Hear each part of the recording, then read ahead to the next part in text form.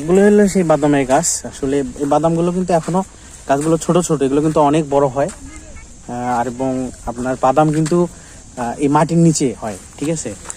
মাটির নিচে বাদাম হয়। আসলে এই গাছগুলোর যে নিচে অংশ আছে, এই নিচে, এটা যদি আমি এখন উঠাই, এখন কিন্তু বাদাম থাকবে না, কারণ যেহেতু এই বাদামের গাছগুলো কিছুদিন আগেই এখানে রোপণ করা হয়েছে। পুরোটাই বাদাম। আর ওই পাশে যে ধানের চাষ করা হয়, আসলে চর অঞ্চলের মানুষরা কিন্তু এই পলিমাটিটাকে কিন্তু মানে অপচয় করে না, এটা পুরোটাই তারা ব্যবহার করে তাদের জীবিকা নির্বাহ। তো এই সব মিলিয়ে কিন্তু এই বালাসীঘাট কিন্তু একটা বিশাল বড় একটা অর্থনৈতিক গুরুত্বপূর্ণ ভূমিকা পালন করে আসছে গাইবান্ধা জেলার মধ্যে। আমরা কিন্তু মনে করি যে চর অঞ্চলের মানুষরা অনেক গরিব হয়, কিন্তু এটা আসলে আমাদের ভুল ধারণা।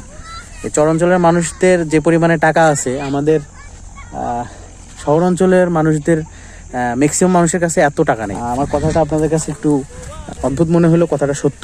আসলে যারা চর অঞ্চলে এখানে থাকে বা চর অঞ্চলের মানুষের সাথে চলাফেরা করে, তারা এটা ভালো জানে, তাদের কাছ থেকে শুনে। এবং আমাদের গাইবান্ধার অর্থনীতিকে আরও প্রবৃদ্ধি করার জন্য এই বালাসী মানুষ যারা আছে চর অঞ্চলে, তাদেরকে আসলে সরকার কর্তৃক সহযোগিতা করা, আরও অনুপ্রেরণা সৃষ্টি করা, এটা আসলে আমাদের দায়িত্ব এবং কর্তব্য।